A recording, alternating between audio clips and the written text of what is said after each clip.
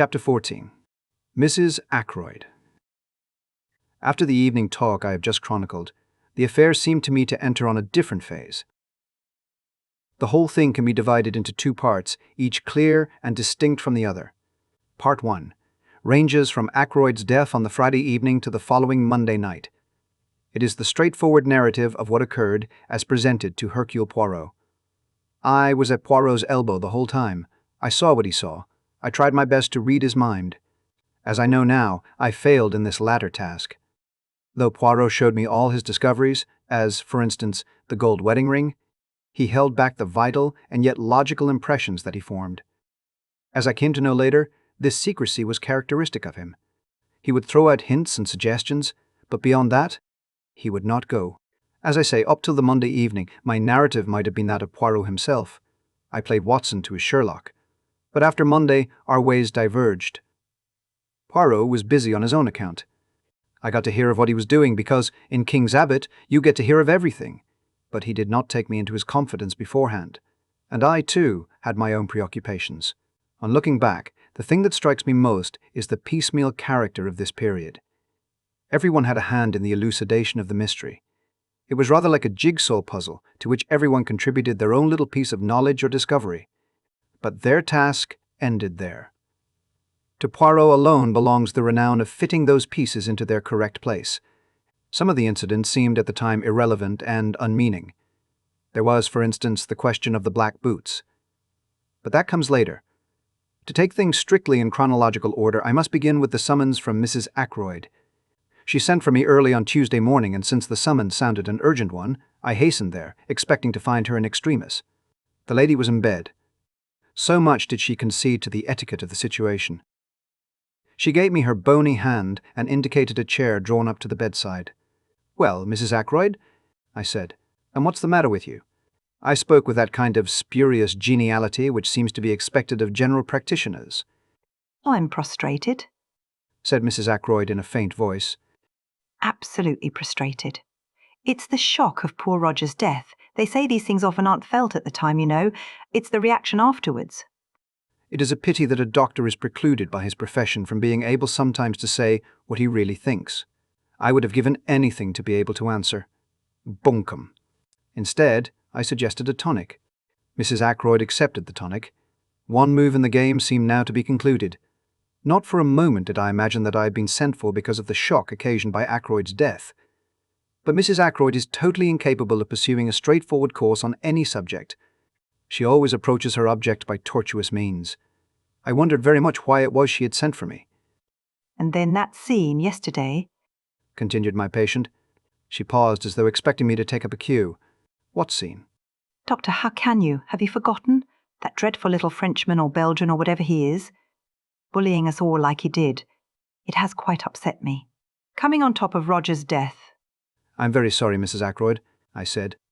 "I don't know what he meant, shouting at us like he did. I should hope I know my duty too well to dream of concealing anything. I have given the police every assistance in my power." Mrs. Ackroyd paused, and I said, "Quite so." I was beginning to have a glimmering of what all the trouble was about. "No one can say that I have failed in my duty," continued Mrs. Ackroyd. "I'm sure Inspector Raglan is perfectly satisfied. Why should this little upstart of a foreigner make a fuss? A most ridiculous-looking creature he is too, just like a comic Frenchman in a review. I can't think why Flora insisted on bringing him into the case. She never said a word to me about it. Just went off and did it on her own. Flora is too independent. I am a woman of the world and her mother. She should have come to me for advice first." I listened to all this in silence. "What does he think? That's what I want to know. Does he actually imagine I'm hiding something? He positively accused me yesterday." I shrugged my shoulders. "It is surely of no consequence, Mrs. Ackroyd," I said, "since you are not concealing anything. Any remarks he may have made do not apply to you." Mrs. Ackroyd went off at a tangent after her usual fashion. "Servants are so tiresome," she said. "They gossip and talk amongst themselves, and then it gets round. And all the time there's probably nothing in it at all." "Have the servants been talking?" I asked. "What about?" Mrs. Ackroyd cast a very shrewd glance at me. It quite threw me off my balance. I was sure you'd know, Doctor, if anyone did. You were with Monsieur Poirot all the time, weren't you? I was. Then of course you know. It was that girl, Ursula Bourne, wasn't it? Naturally, she's leaving. She would want to make all the trouble she could. Spiteful, that's what they are. They're all alike. Now, you being there, Doctor, you must know exactly what she did say.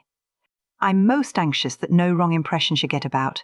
After all, you don't repeat every little detail to the police, do you? There are family matters sometimes, nothing to do with the question of the murder. But if the girl was spiteful, she may have made out all sorts of things. I was shrewd enough to see that a very real anxiety lay behind these outpourings. Poirot had been justified in his premises. Of the 6 people round the table yesterday, Mrs. Ackroyd at least had had something to hide. It was for me to discover what that something might be. If I were you, Mrs. Ackroyd, I said brusquely, I should make a clean breast of things. She gave a little scream. Oh, Doctor, how can you be so abrupt? It sounds as though. And I can explain everything so simply. Then why not do so? I suggested. Mrs. Ackroyd took out a frilled handkerchief and became tearful. I thought, Doctor, that you might put it to Monsieur Poirot, explain it, you know, because it's so difficult for a foreigner to see our point of view. And you don't know. Nobody could know what I've had to contend with, a martyrdom, a long martyrdom. That's what my life has been. I don't like to speak ill of the dead. But there it is. Not the smallest bill, but it had all to be gone over, just as though Roger had had a few miserly hundreds a year instead of being, as Mr. Hammond told me yesterday, one of the wealthiest men in these parts. Mrs. Ackroyd paused to dab her eyes with the frilled handkerchief. Yes, I said encouragingly. You were talking about bills? Those dreadful bills. And some I didn't like to show Roger at all. They were things a man wouldn't understand. He would have said the things weren't necessary. And of course they mounted up, you know, and they kept coming in. She looked at me appealingly, as though asking me to condole with her on this striking peculiarity. It's a habit they have. I agreed. And the tone altered, became quite abusive. I assure you, Doctor, I was becoming a nervous wreck. I couldn't sleep at nights, and a dreadful fluttering round the heart. And then I got a letter from a Scotch gentleman.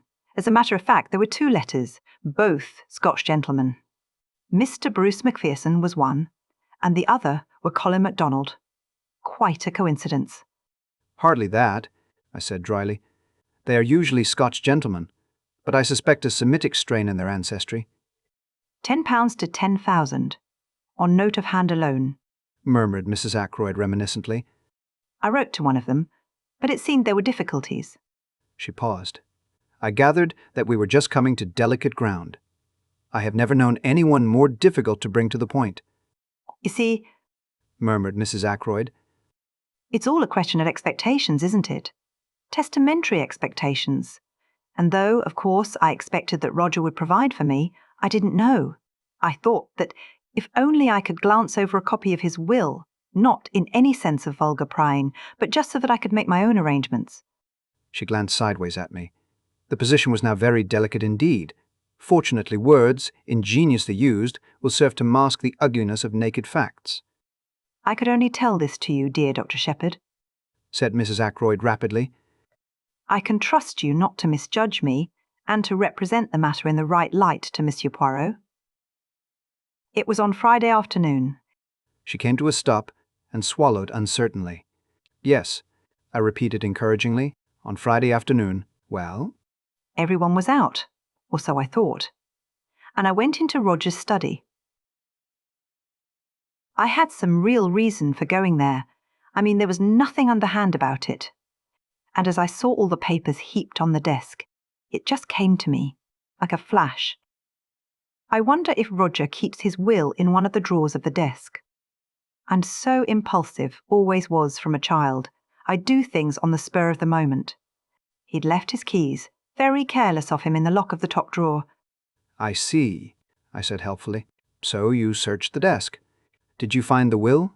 Mrs. Ackroyd gave a little scream, and I realized that I had not been sufficiently diplomatic. How dreadful it sounds! But it wasn't at all like that, really. Of course it wasn't, I said hastily. You must forgive my unfortunate way of putting things.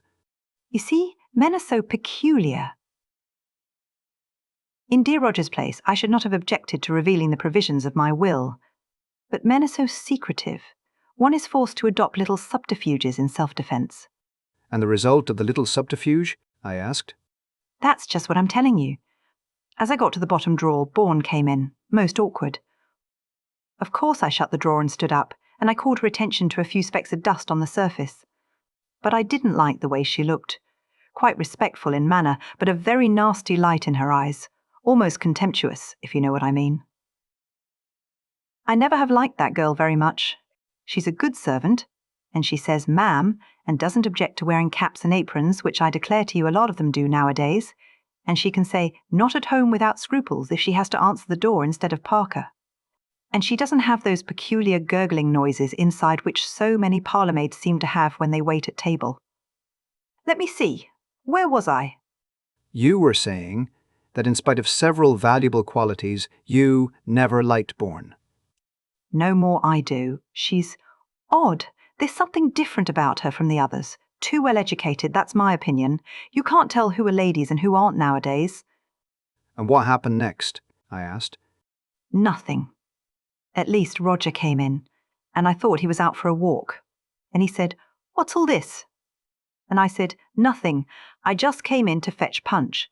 And I took Punch and went out with it. Bourne stayed behind. I heard her asking Roger if she could speak to him for a minute. I went straight up to my room to lie down. I was very upset. There was a pause. You will explain to Monsieur Poirot, won't you? You can see for yourself what a trivial matter the whole thing was. But, of course, when he was so stern about concealing things, I thought of this at once. Bourne may have made some extraordinary story out of it, but you can explain, can't you? That is all? I said. You've told me everything? Yes, Said Mrs. Ackroyd. Oh, yes. She added firmly. But I had noted the momentary hesitation, and I knew that there was still something she was keeping back. It was nothing less than a flash of sheer genius that prompted me to ask the question I did. Mrs. Ackroyd. I said, "Was it you who left the silver table open?" I had my answer in the blush of guilt that even rouge and powder could not conceal. How did you know? She whispered. It was you, then? Yes. You see, there were 1 or 2 pieces of old silver. Very interesting. I had been reading up the subject, and there was an illustration of quite a small piece which had fetched an immense sum at Christie's. It looked to me just the same as the one in the silver table. I thought I would take it up to London with me when I went and have it valued. Then if it really was a valuable piece, just think what a charming surprise it would have been for Roger. I refrained from comments, accepting Mrs. Ackroyd's story on its merits. I even forbore to ask her why it was necessary to abstract what she wanted in such a surreptitious manner. "Why did you leave the lid open?" I asked. "Did you forget?" I was startled. Said Mrs. Ackroyd. I heard footsteps coming along the terrace outside. I hastened out of the room and just got up the stairs before Parker opened the front door to you. "That must have been Miss Russell," I said thoughtfully. Mrs. Ackroyd had revealed to me one fact that was extremely interesting. Whether her designs upon Ackroyd's silver had been strictly honourable, I neither knew nor cared. What did interest me was the fact that Miss Russell must have entered the drawing-room by the window, and that I had not been wrong when I judged her to be out of breath with running. Where had she been? I thought of the summer-house and the scrap of cambric. I wonder if Miss Russell has her handkerchief starched, I exclaimed on the spur of the moment. Mrs. Ackroyd's start recalled me to myself, and I rose. You think you can explain to Monsieur Poirot? She asked anxiously. "Oh, certainly. Absolutely. I got away at last, after being forced to listen to more justifications of her conduct. The parlourmaid was in the hall, and it was she who helped me on with my overcoat. I observed her more closely than I had done heretofore. It was clear that she had been crying. "How is it," I asked, "that you told us that Mr. Ackroyd sent for you on Friday to his study? I hear now that it was you who asked to speak to him." For a minute, the girl's eyes dropped before mine.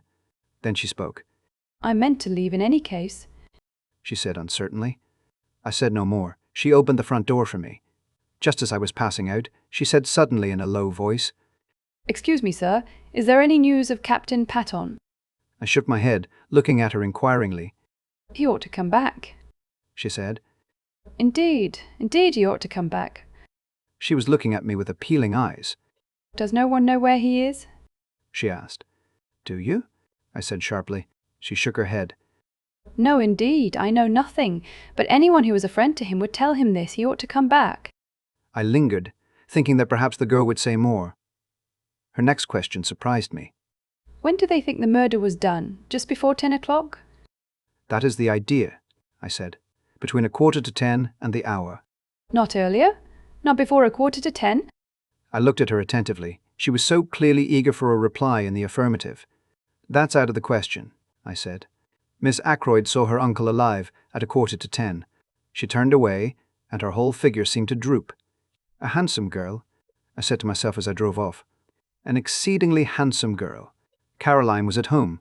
She had had a visit from Poirot and was very pleased and important about it. I am helping him with the case, she explained. I felt rather uneasy. Caroline is bad enough as it is. What will she be like with her detective instincts encouraged? Are you going round the neighborhood looking for Ralph Patton's mysterious girl? I inquired. I might do that on my own account, said Caroline. No, this is a special thing. Monsieur Poirot wants me to find out for him. What is it? I asked. He wants to know whether Ralph Patton's boots were black or brown, said Caroline with tremendous solemnity. I stared at her. I see now that I was unbelievably stupid about these boots. I failed altogether to grasp the point. They were brown shoes, I said. I saw them. Not shoes, James, boots. Monsieur Poirot wants to know whether a pair of boots Ralph had with him at the hotel were brown or black. A lot hangs on it. Call me dense if you like. I didn't see. And how are you going to find out? I asked.